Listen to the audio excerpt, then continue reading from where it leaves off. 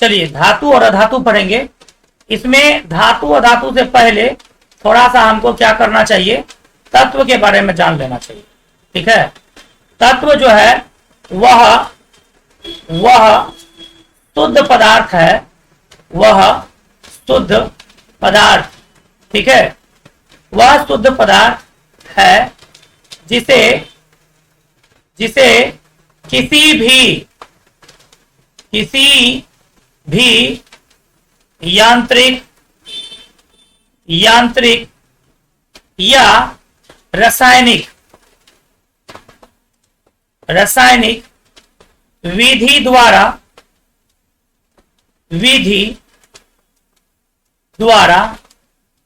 अपने जैसे ठीक है, दो या अधिक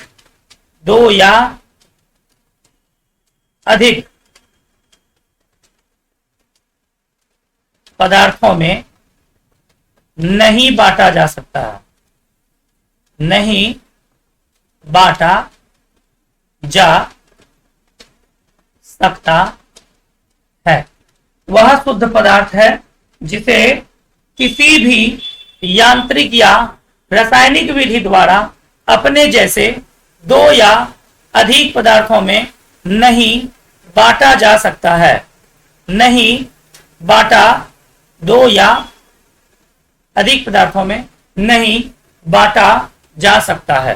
ठीक है, मतलब कि तत्व जो है, इसका क्या मतलब हुआ, इसका क्या मतलब हुआ कि तत्व जो है, तत्व एक ही प्रकार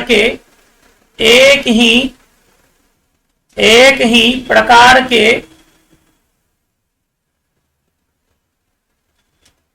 परमाणुओं से मिलकर बने होते हैं। इसका क्या मतलब हुआ कि तत्व जो है वह एक ही परमाणु से मिलकर बने होते हैं। ठीक है, ठीक है ना, एक ही परमाणु से मिलकर बने होते हैं।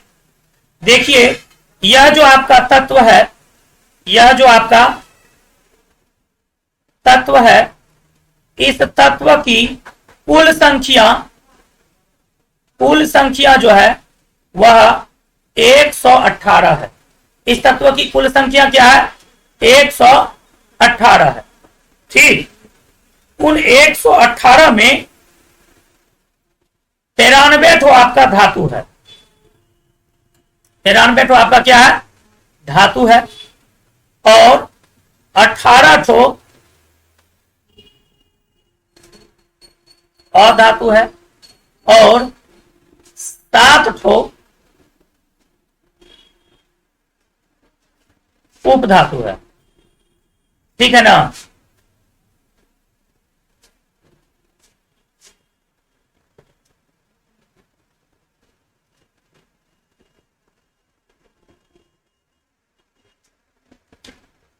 एक मिनट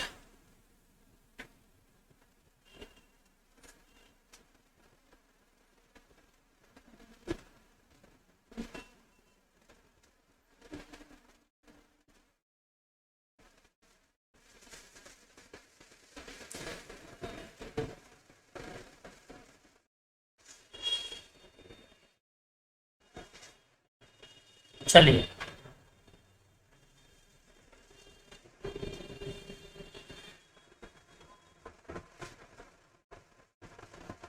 यहां लिख देते हैं, इस तत्व की कुल संख्या कितनी है, 18। उन 18 में 93 ठो आपका धातु है, 18 ठो आपका अधातु है, और 7 ठो आपका उपधातु है।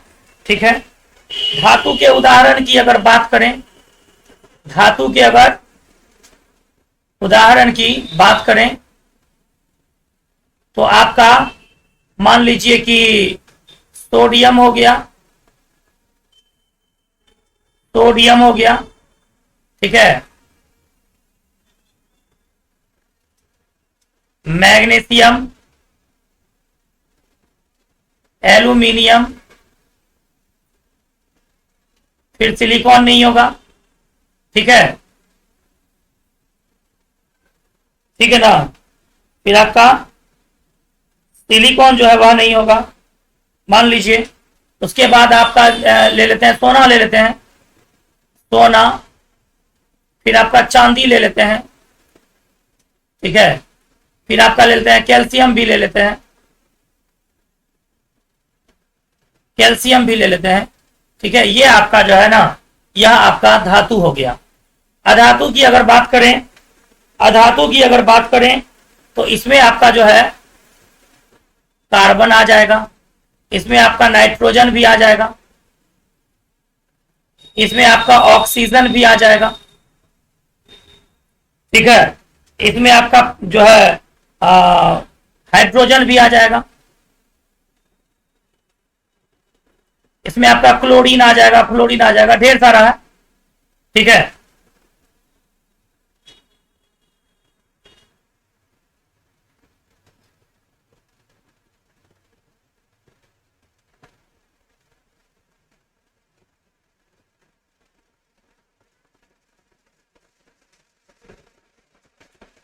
क्लियर है आपका? क्लियर है?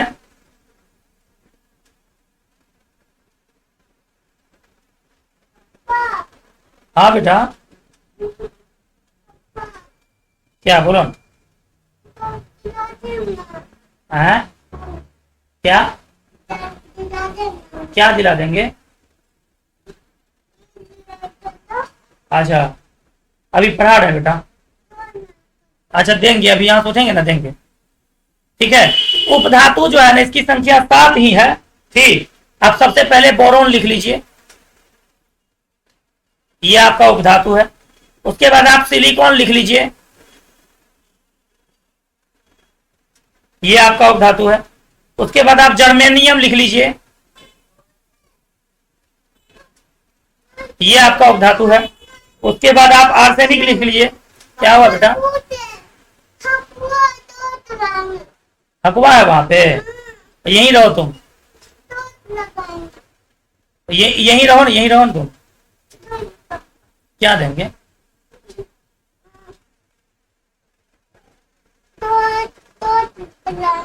तंग नहीं करो बेटा, तंग नहीं करो, अभी पढ़ा रहे हैं ना पापा। हाँ, तंग नहीं करना। एक तो पोलोनियम लिख लीजिएगा, ठीक है। 7 को हुआ क्या? 1 2 3 4 5 6 7, ठीक है। तो कुल मिलाकर के आपका जो है ना, कोई बात नहीं बेटा, तुम बैठो ना, मेरे पास बैठो ना।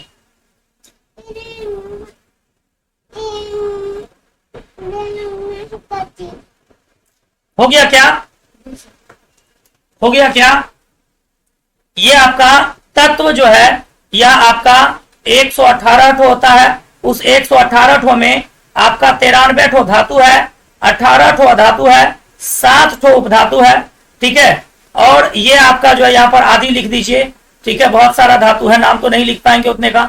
यहाँ पे भी आदि लिख दीजिए, इसमें आदि लिखने का जरूरी नहीं है। 7 को मैं 7 को हम आपको लिखा दिए हैं, ठीक है ना।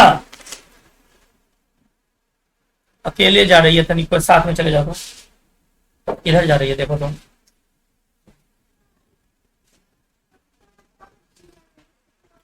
प्रिंस भैया जा रहे हैं बेटा, जाओ ना, प्रिंस भैया के साथ जाओ, ठीक है, बड़े आगे, ठीक है ना। अब हम लोग क्या करेंगे मालूम है? अब हम लोग पढ़ेंगे सबसे पहले धातु का गुण। क्या पढ़ेंगे? धातु का गुण पढ़ेंगे, ठीक है। देखिए, अब धातुओं का जो गुण पढ़ेंगे ना, ये गुण होता है 2 प्रकार का। धातुओं के गुण जो पढ़ेंगे ना, ये होता है 2 प्रकार का, ठीक। सीधा नहीं लिखा रहा, पता। ये आपका 2 प्रकार का होता है। एक प्रकार जो है वो है आपका भौतिक गुण। एक प्रकार क्या है? भौतिक गुण। और दूसरा जो प्रकार है वो है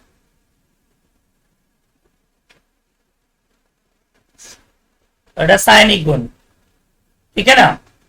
एक आपका भौतिक गुण है और दूसरा आपका क्या है, रासायनिक गुण है। यह गुण जो है ना, यह आपको जो है बहुत इंपॉर्टेंट इसलिए है क्योंकि यह ऑब्जेक्टिव में कभी कभी तो कह देता है धातुओं के दो गुणों को लिखें, 2 नंबर आपको देगा, 2 नंबर वाला सवाल पूछ देगा, या नहीं तो ऑब्जेक्टिव में जो है ना बहुत संभावना है कि ऑब्जेक्टिव में यह आ जाए।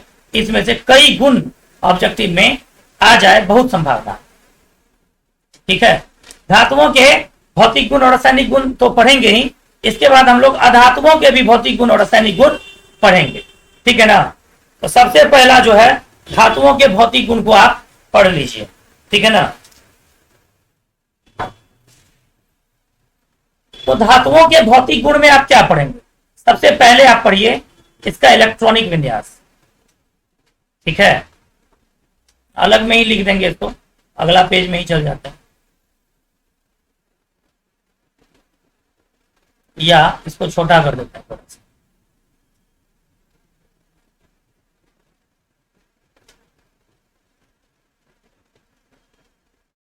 छोटा करने का ऑप्शन कभी कभी आता नहीं है, ये परेशानी हो जाती है। चलो ठीक है, दूसरा पेज ले लो।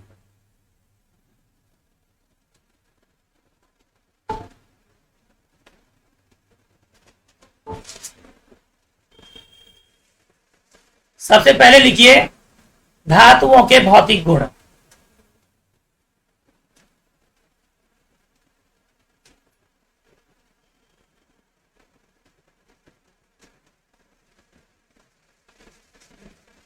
धातुओं के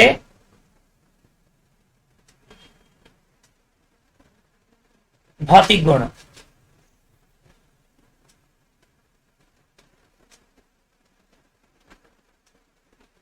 चलिए पहली बात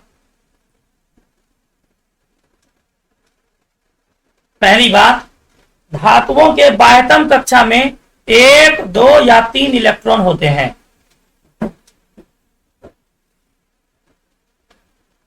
धातुओं के बाह्यतम कक्षा में 1, 2 या 3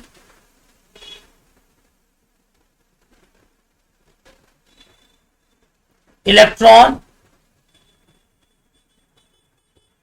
होते हैं, ठीक है। अब मान लीजिए, इसको आप कैसे समझेंगे, जैसे मान लीजिए आपका हम लिए थे सोडियम, ठीक है, सोडियम लिए थे, इसकी परमाणु संख्या 11 होती है।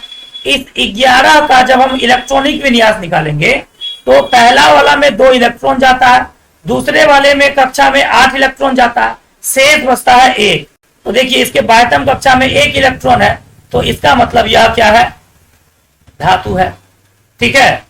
जैसे मान लीजिए कैल्शियम, इसका होता है परमाणु संख्या 20, ठीक है। तो 20 का जब हम इलेक्ट्रॉनिक विन्यास निकालेंगे तो पहले कक्षा में 2, दूसरे कक्षा में 8, तीसरे में भी 8, चौथे में 2, ठीक है। तो इसके बाह्यतम कक्षा में 2 इलेक्ट्रॉन है, इस वजह से यह भी क्या है, धातु है, ठीक है। 1, 2 या 3 रहना था। मान लीजिए एल्यूमिनियम लेते हैं, इसका परमाणु संख्या होता है 13, ठीक है। तो इसका परमाणु संख्या होता है 13, तो 13 का 2 इलेक्ट्रॉन जाएगा पहली कक्षा में, 8 इलेक्ट्रॉन जाएगा दूसरी कक्षा में, शेष बचा 3, और 3 इलेक्ट्रॉन जाएगा लास्ट वाला कक्षा में। लास्ट वाले कक्षा में जो है ना, बाह्यतम कक्षा में 3 इलेक्ट्रॉन है, तो वह आपका क्या है, अधातु है। वह क्या है आपका, सॉरी धातु है, वह धातु है जिसके बाह्यतम कक्षा में 1, 2 या 3 इलेक्ट्रॉन रहे, वह क्या है, धातु है, वह क्या है, धातु है, ठीक है। ये तो आपका पहला गुण हो गया, ठीक। हम समझाए हैं इसको, आपको याद यही रखना है, ठीक है ना। चलिए दूसरे गुण पर जाते हैं, दूसरे गुण पर जाते हैं, ठीक है। दूसरा गुण देखते हैं क्या है, दूसरा गुण देखते हैं क्या है, विद्युत धनात्मक गुण, ठीक है। दूसरा गुण क्या है, विद्युत धनात्मक गुण, ठीक है। इसका जो दूसरा गुण होता है वो आपका हो जाएगा, 1 मिनट,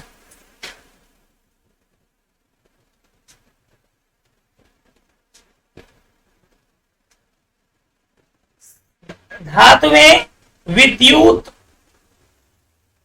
धनात्मक होते हैं। ठीक है,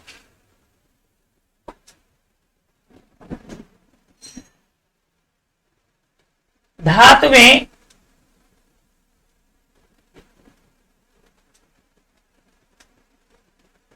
विद्युत धनात्मक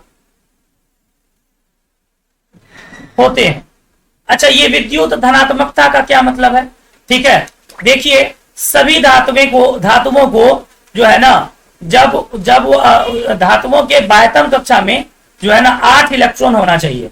सभी धातुओं के बाह्यतम कक्षा में कितना इलेक्ट्रॉन होना चाहिए? 8 इलेक्ट्रॉन होना चाहिए।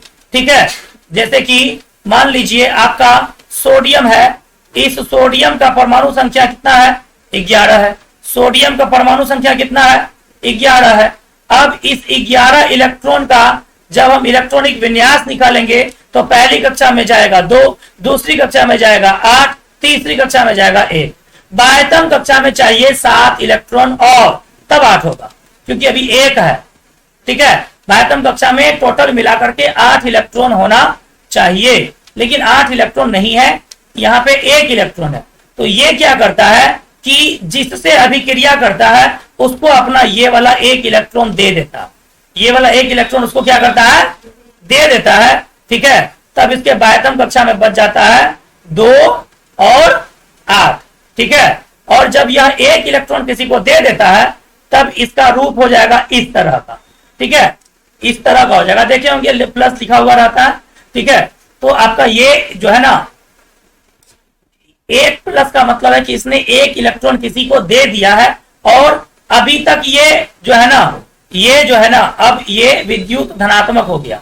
ये क्या हो गया? विद्युत धनात्मक हो गया। जब इलेक्ट्रॉन किसी को देता है, ठीक है, तो वह विद्युत धनात्मक गुण हुआ, और जब कोई इलेक्ट्रॉन किसी से लेता है तो वह ऋणात्मक गुण हुआ। वो हम आपको अधातु में पढ़ाएंगे। ठीक है ना, तो इलेक्ट्रॉन किसी को देना वह क्या है? विद्युत धनात्मकता है। इलेक्ट्रॉन किसी से लेना वह क्या है? विद्युत ऋणात्मकता है। तो सारी धातुएं जो है वह किसी न किसी को जो है जब भी किसी से विक्रिया करती है तो उसको इलेक्ट्रॉन देती है, चाहे 1 दे या 2 दे या 3 दे। इसके बाह्यतम कक्षा में 1, 2 या 3 इलेक्ट्रॉन होता है। तो यह कभी जिसके बाह्यतम कक्षा में 1 इलेक्ट्रॉन होगा वह 1 इलेक्ट्रॉन देगा, 2 इलेक्ट्रॉन होगा तो 2 दे देगा, 3 होगा तो 3 दे देगा।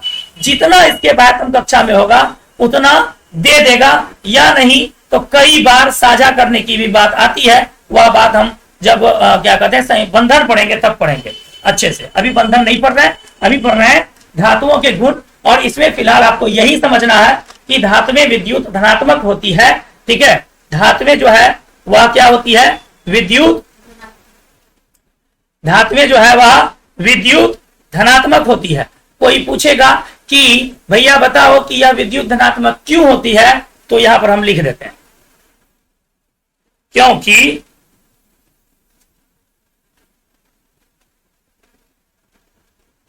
धातुओं में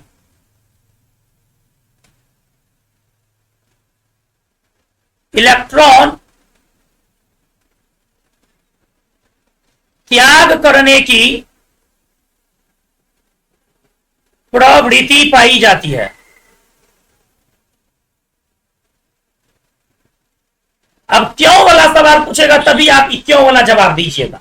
ठीक है, अगर आपको केवल यह पूछा जाए कि धातुएं होती है नंबर 1 विद्युत धनात्मक, नंबर 2 विद्युत ऋणात्मक, नंबर 3 दोनों, नंबर 4 कोई नहीं, तो आप मारिएगा नंबर 1 विद्युत धनात्मक। ठीक है, ये आपका 2 नंबर का भौतिक गुण था। चलिए 3 नंबर के भौतिक गुण में। ठीक है, आपको जो है धातुओं में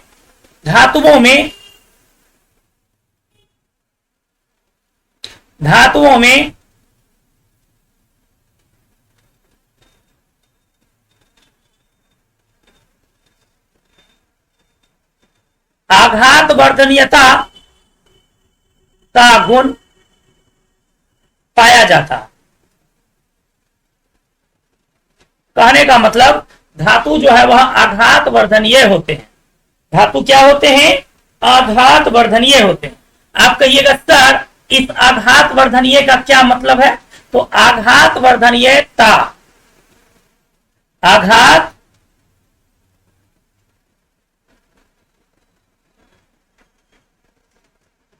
आघात वर्धनीयता, इसका क्या मतलब हुआ कि धातु को पीट पीट करके चादरा बनाया जा सकता है। क्या बनाया जा सकता है? चादर। आघात वर्धनीयता वह गुण है, यहीं पर लिख दे क्या है? आघात वर्धनीयता वह गुण है जिसके कारण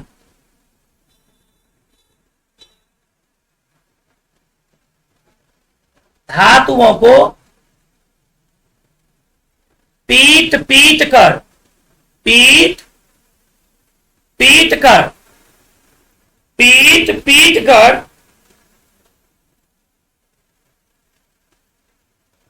चादरें बनाई जाती है। आप तो गए ही होंगे ज्वेलर्स में,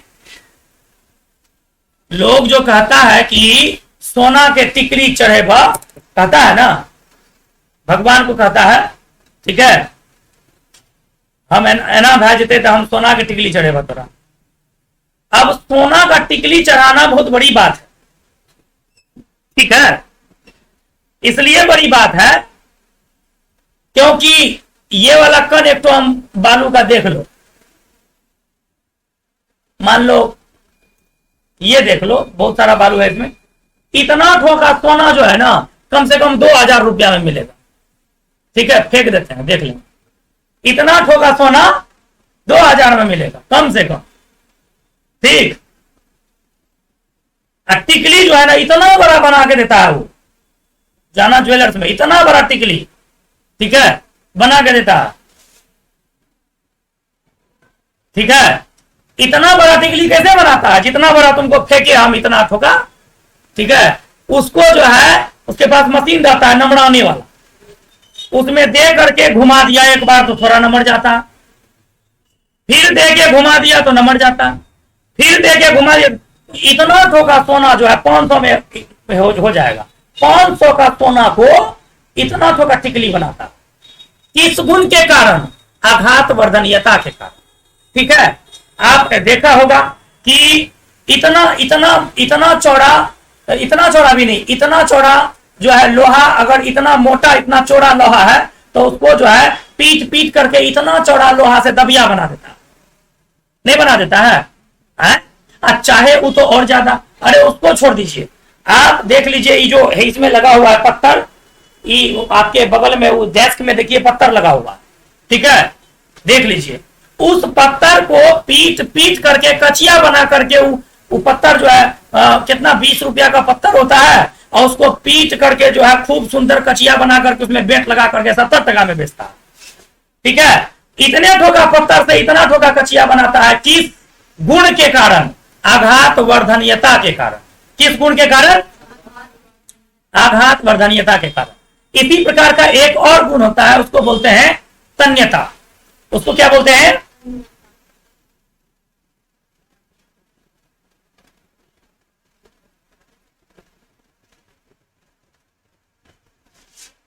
उसको क्या बोलते हैं? तन्यता। धातुओं में तन्यता का गुण पाया जाता है। धातुओं में तन्यता का गुण पाया जाता है। फिर अगर तन्यता क्या होता है, ये भी यहीं पे लिख देते हैं।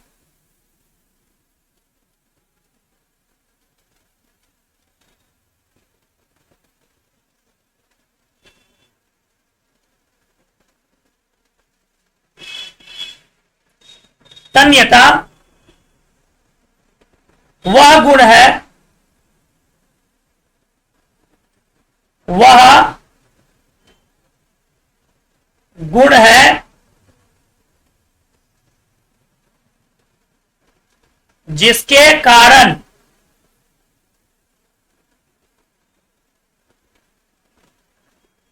अधातु लिख दिए रे,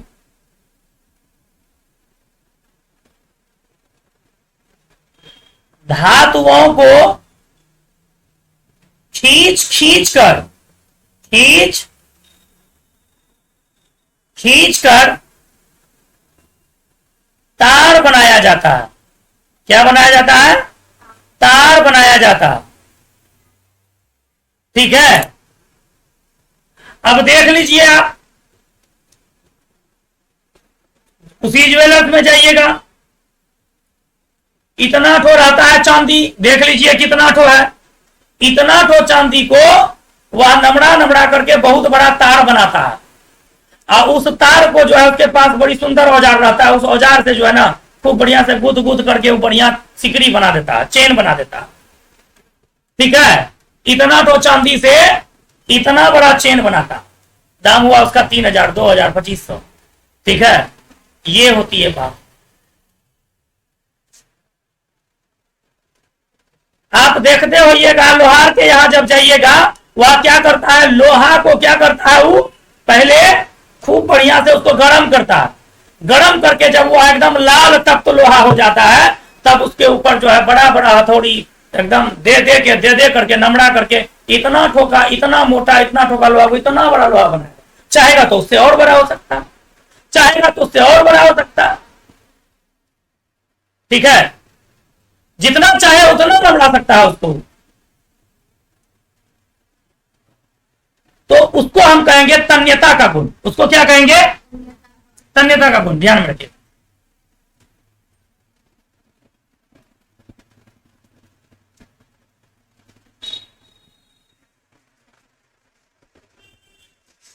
अब हम आपको बता देते हैं कि सबसे ज्यादा तन्य कौन होता?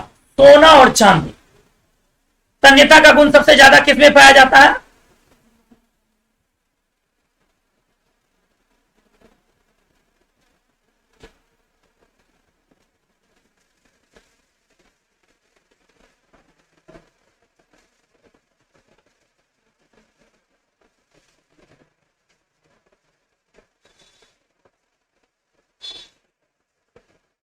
ठीक है, देखिए, सोना और चांदी, सोना और उसी के नीचे लिखिएगा चांदी। सोना और चांदी सर्वाधिक तन्य होते हैं, सर्वाधिक तन्य होते हैं। एकदम वीवीआई है, पूछ देगा सर्वाधिक तन्य कौन सा धातु होता है? सोना और चांदी। ध्यान में रखिएगा, सोना इतना तन्य होता है कि 1 ग्राम सोना जो है ना, 1 ग्राम सोना को खींच करके 2 किलोमीटर का तार बनाया जा सकता है। 2 किलोमीटर, समझ रहे हैं? 2 किलोमीटर आप समझ रहे हैं? नहीं समझ रहे हैं? लगभग यहां से बस स्टैंड,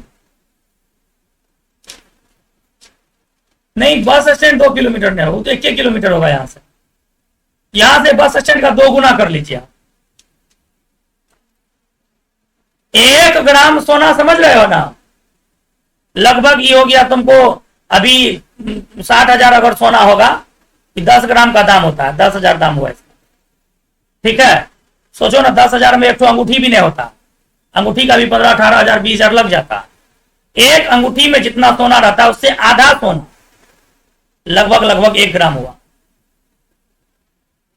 ठीक है, ठीक है,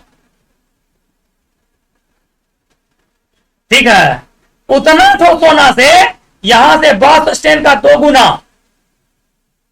आप 2 किलोमीटर अगर कहेंगे ना, यहां से धरारा ले लीजिए, ये इधर से इस बीच होकर के 2 किलोमीटर हो जाएगा। यहां से धरारा तक का तार खींचा जा सकता है 1 ग्राम सोना से। 2 किलोमीटर मीन्स 2000 मीटर। 2 किलोमीटर मतलब 2000 मीटर, ठीक है, 2000 मीटर। और ये आपका 2 मीटर होगा, डेस्क जो है वो लगभग 2 मीटर होगा। ऐसा ऐसा डेस्क जो है कितना 1000, ऐसा ऐसा डेस्क एक लाइन में 1000 रखिए, उतना बड़ा हो जाएगा, 1 ग्राम सोना का तार बनाया जा सकता है, इतना तन्य होता है। तो मेरे अंदाज से हम इतना बोल दिए हैं कि तन्यता और आघात वर्धनीयता में अब कभी समस्या नहीं आएगी। कि तन्यता किसको कहते हैं, तो खींच खींच करके तार बना सकते हैं। आघात वर्धनीयता किसको बोलते हैं, खींच खींच पीट पीट करके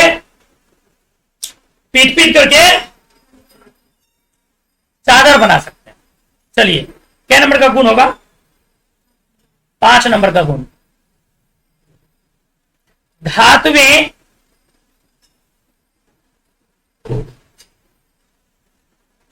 विद्युत तथा ऊष्मा का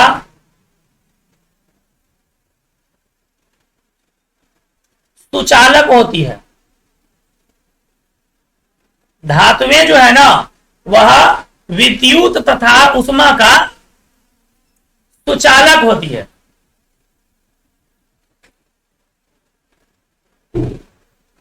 ठीक है ना,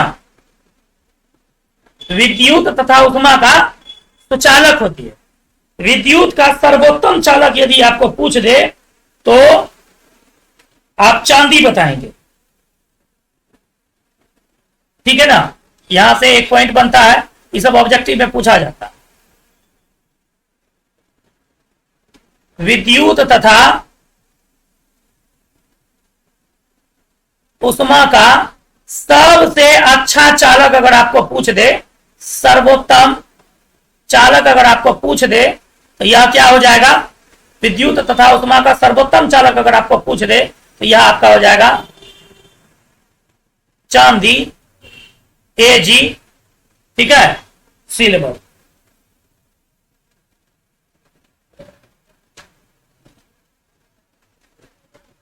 ठीक है, विद्युत तथा ऊष्मा का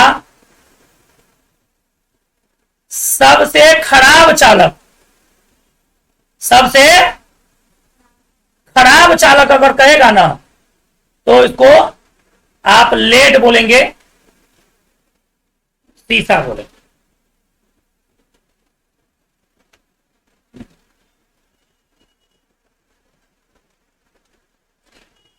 अच्छा, वो जो आप देखे होंगे जब आप दुकान जाते होंगे मिठाई का, तो मिठाई के ऊपर में देखे होंगे चमकीला टाइप का साटा हुआ रहता है, क्या है वो, क्या है, चांदी है, वो चांदी है, चांदी, वो चांदी का पेपर होता है। ठीक है, और वो खाता है लोग, अब खाना लाभदायक भी है, हानिकारक नहीं है वो। सोना का भी वैसा होता है। ठीक है, दिल्ली में वो पान दुकान वाला है, तो पान पर जो है सोना का वो वाला पेपर लगा करके खिलाता है। तो पान का दाम अच्छा खासा होता है, 500-1000 रुपया होता है 100 पान का दाम। ठीक है, दुनिया में बहुत कुछ होता है, बाहर निकलने से, घर में बैठने से कुछ भी पता नहीं चलता। ठीक है, चले आगे।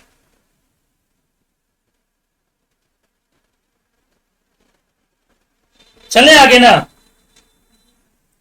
तो विद्युत तथा ऊष्मा का सबसे अच्छा चालक अगर पूछ देगा कभी, तो आप बता दीजिएगा, क्या बताइएगा,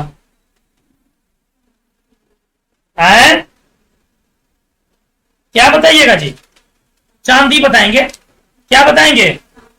यहां से एक और बात लिख लीजिए, धातु विद्युत और ऊष्मा का सुचालक होती है, ये बात ठीक है, ये बात ठीक है, लेकिन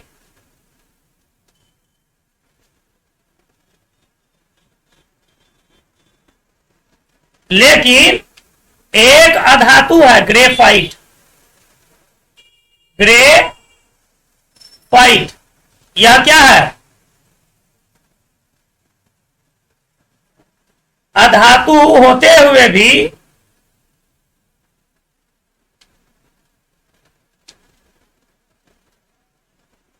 बात करूं,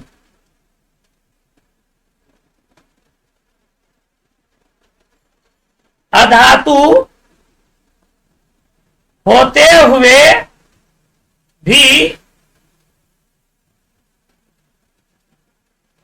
भी विद्युत तथा उष्मा का,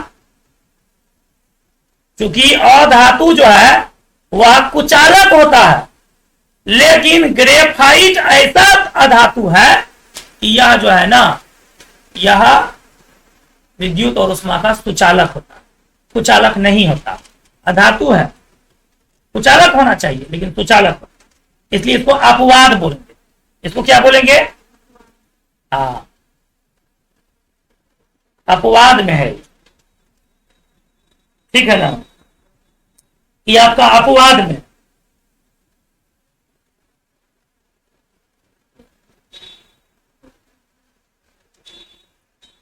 चलिए अगला गुण हम लोग लिखेंगे।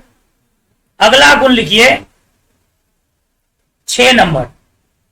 फिर अधातु का भौतिक गुण पढ़ाएंगे ना, तो इतना आपका लेट नहीं लगेगा, क्योंकि सब बात समझ ले रहेगा, खाली इसका अपोजिट उसमें लिखाते जाना।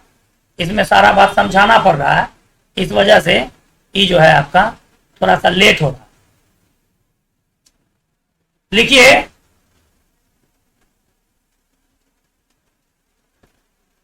धातुओं का द्रवणांक और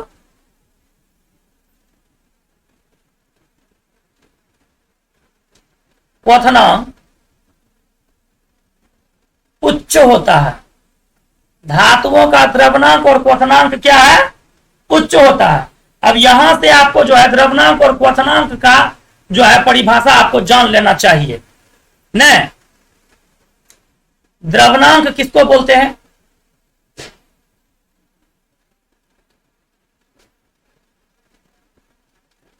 द्रवणांक वह न्यूनतम वह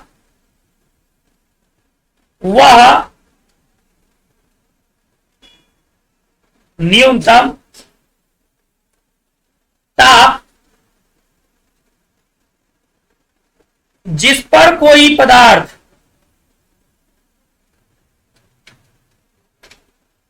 ठोस अवस्था से द्रव अवस्था में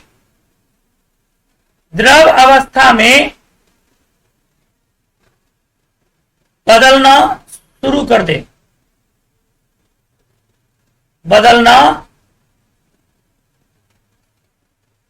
कर दे। ठीक है, उसे उस पदार्थ का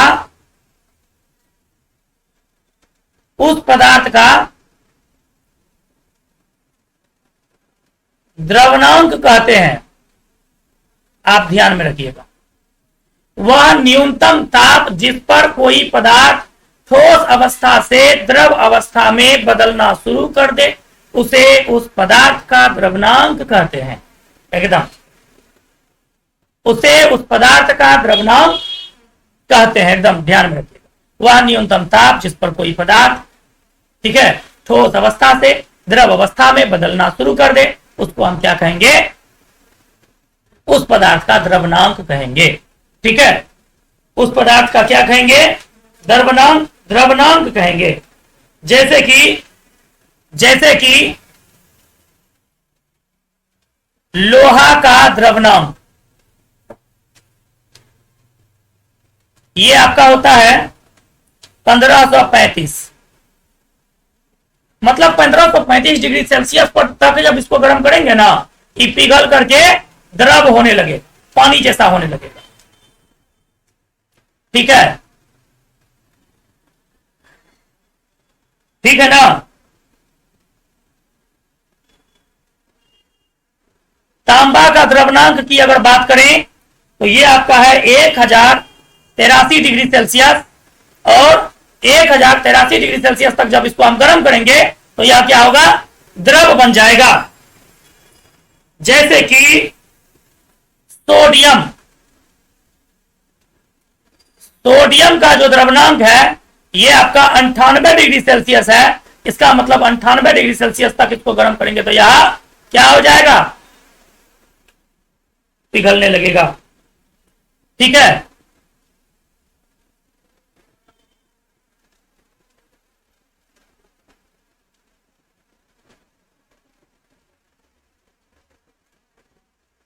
यहां पर हम आपको लिख देते हैं कि गैलियम और सीजियम, इसका होता है Ga और इसका होता है Cs का द्रवणांक अति निम्न होता है। सोडियम लिखियम दिए हैं, गैलियम का होता है 30 डिग्री सेल्सियस, समझे, और सीजियम का होता है 28 डिग्री सेल्सियस, और ये अति निम्न होता है।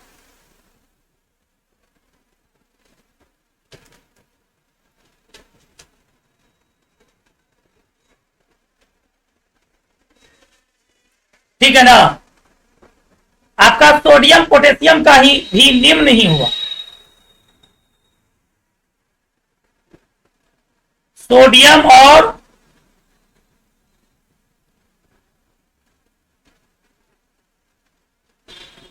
पोटेशियम का द्रवणांक निम्न होता है। ठीक है, ये इसका आपका होता है Fe, इस तरफ लिख देते हैं, आपको जगह होगा तो बीच में लिख दीजिएगा। ठीक है, आप के माने सोडियम होता है, के माने क्या होता है, कैलियम, सोडियम। ठीक है,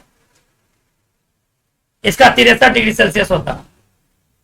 ई तो था आपका द्रवणांक, ई क्या था, द्रवणांक, समझे, ई था आपका द्रवणांक।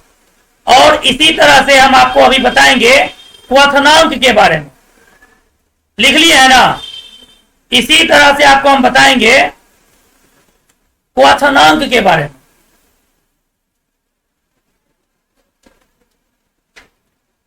क्वथनांक का भी परिभाषा लिख लीजिए, वह न्यूनतम ताप जिस पर कोई पदार्थ पिघलना नहीं, उबलना, उबलना शुरू कर दे, शुरू कर दे, उसे उस द्रव का, यहां पर 1 मिनट पदार्थ को हटा के द्रव लिख लीजिए, तो द्रव, उसे उस द्रव का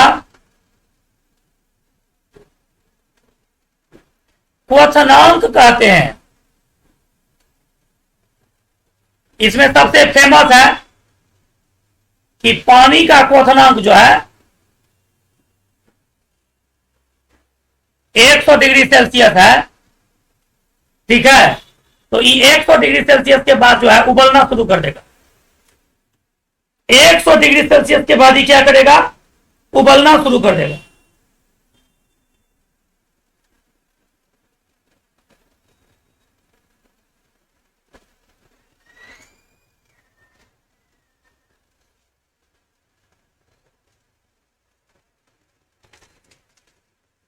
पानी का क्वथनांक 100 डिग्री सेल्सियस होता है और इस पर यह उबलना शुरू कर देगा। अब जानकारी वाली बात यह है कि क्वथनांक से ज्यादा आप किसी चीज को गर्म नहीं कर सकते, ताकि उसके बाद वह वाष्प में परिणत होने लगता है, धीरे धीरे वाष्प में परिणत होकर के खत्म हो जाएगा। ठीक है, आप ज्यादा गर्म नहीं कर पाएंगे उसको। ठीक है ना, ये हो गया आपका क्वथनांक। ठीक, अब आपका 7 नंबर का भौतिक गुण आएगा, 7 नंबर का भौतिक गुण आएगा।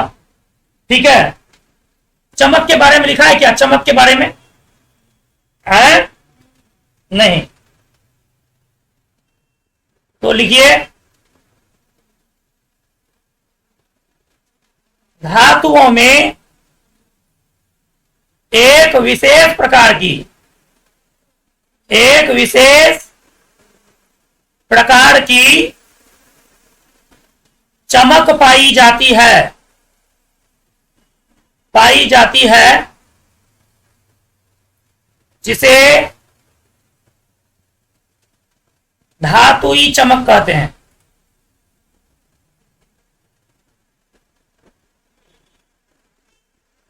जिसे धातुई चमक कहते हैं। अब यहां पे अपवाद है। अपवाद यह है कि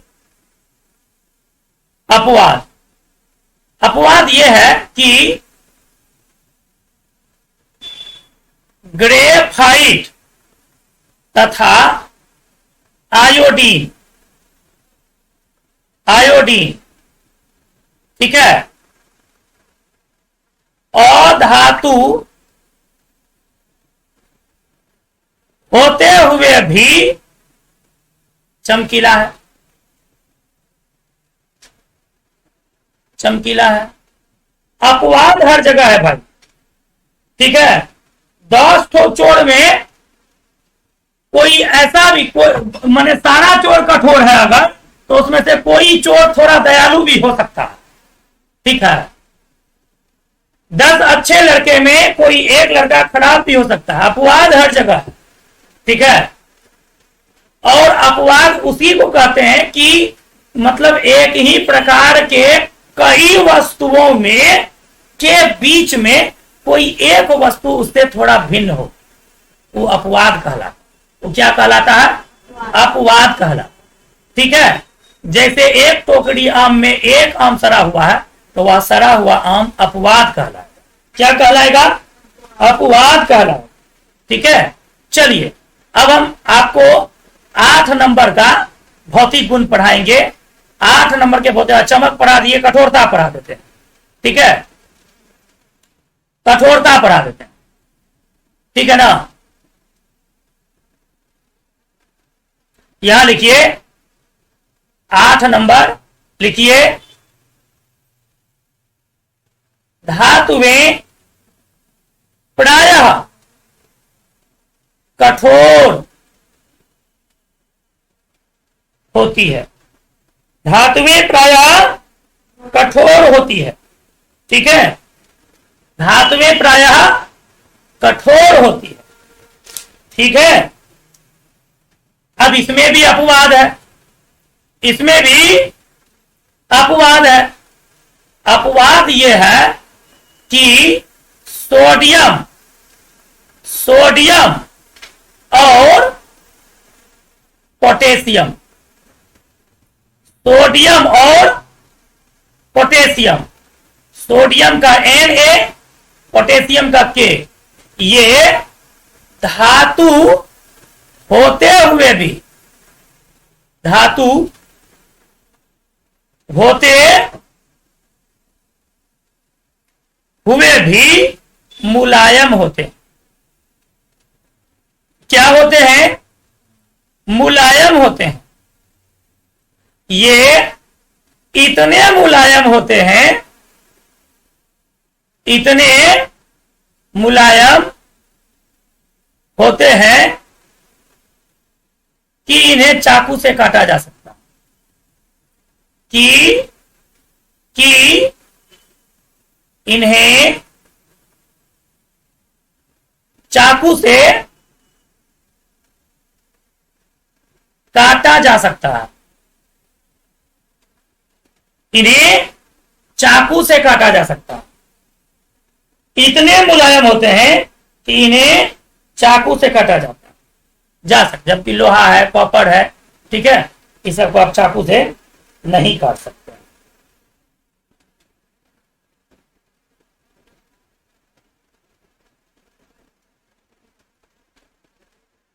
ठीक है ना, ठीक है ना।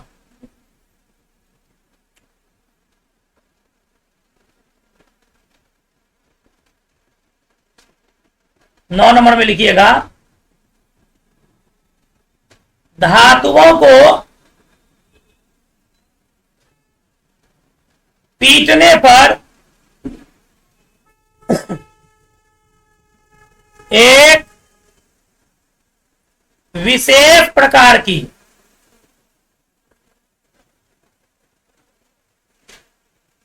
ध्वनि उत्पन्न होती है।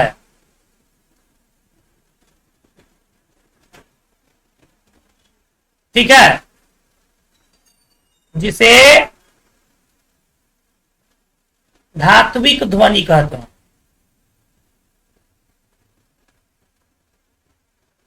जिसे धात्विक ध्वनि कहते हैं या धातुई ध्वनि भी कह सकते हैं।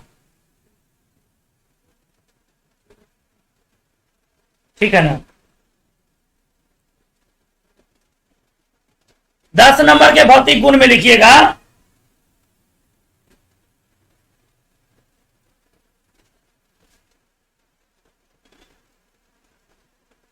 धातुएं कमरे के ताप पर प्रायः ठोस अवस्था में पाई जाती है। इसमें भी अपवाद है, इसमें भी अपवाद है। ठीक है, वो जो आप देखते हैं थर्मामीटर जब टूटता है तो उसमें से चमकीला वाला बाहर निकलता है द्रव जैसा, उसको पारा बोलते हैं। वह धातु है लेकिन वह द्रव अवस्था में पाई जाती है कमरे के ताप पर।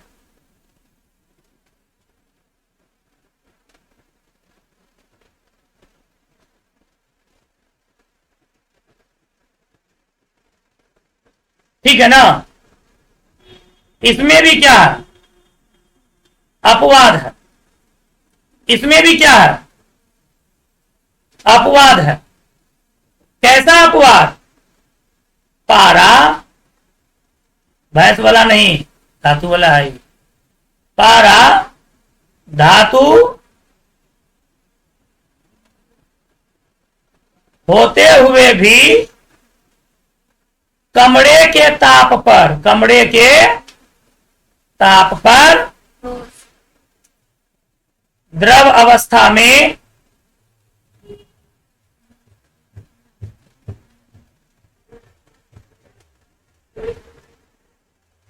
पाई जाती है, द्रव अवस्था में पाई जाती है। पारा का Hg होता है। ठीक है, पारा का क्या होता है? पारा का क्या होता है? Hg। इसका मतलब हाइड्रोजीरम होता है, हाइड्रोजीरम होता है, समझे? हाइड्रोजीरम होता है अंग्रेजी में। ठीक है, अंग्रेजी नहीं कहिए उसको, आप मतलब लेटिन कहिए। अंग्रेजी में तो मरकरी होता है।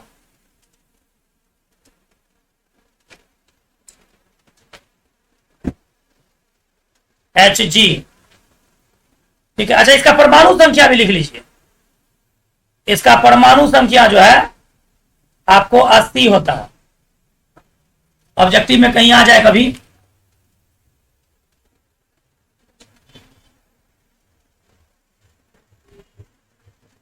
ठीक है ना।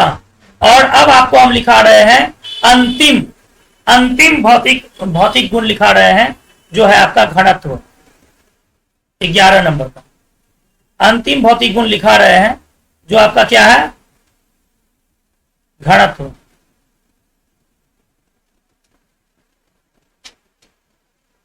सभी धातुओं के घनत्व उच्च होते हैं।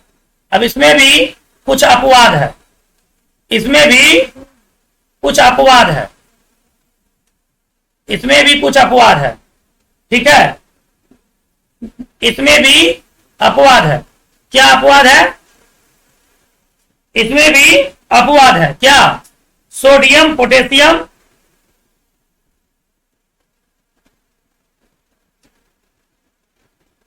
सोडियम,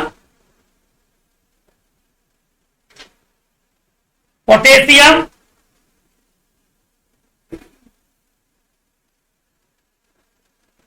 मैग्नीशियम, ठीक है, तथा एल्युमिनियम।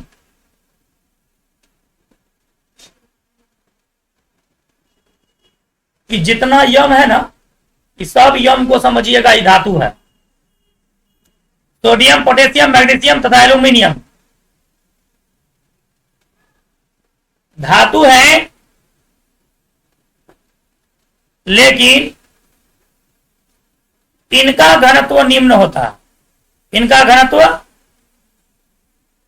निम्न होता है, इसलिए इनका घनत्व निम्न होता, समझे, इसलिए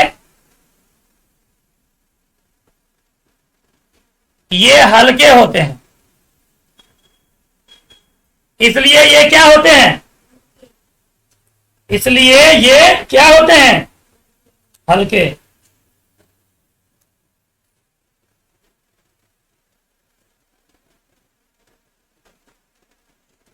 कुल मिलाकर के ये आपका भौतिक गुण था। ठीक, अब हम कल अधातु का भौतिक गुण पढ़ेंगे। अधातु का भौतिक गुण पढ़ाने में 5 से 7 या 10 मिनट लगेगा। नहीं लगेगा 10 मिनट, 5 से 7 मिनट लगेगा। इसलिए कि आज हमने आपको तन्यता, घातवर्धनता, द्रव्यनांक, वजनांक, घनत्व यह सब आपको हमने आज समझा दिया है। क्योंकि आज यह सब भी समझाना पड़ रहा था, इस वजह से इस वाले मैंने कार्य में थोड़ा सा लेट लगा।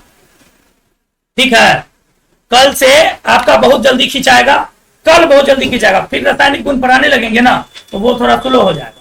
ठीक है, फिर रासायनिक गुण के बाद और सब चीज जो है सामान्य गति से चलेगा, बहुत ज्यादा स्पीड में नहीं चल पाएगा।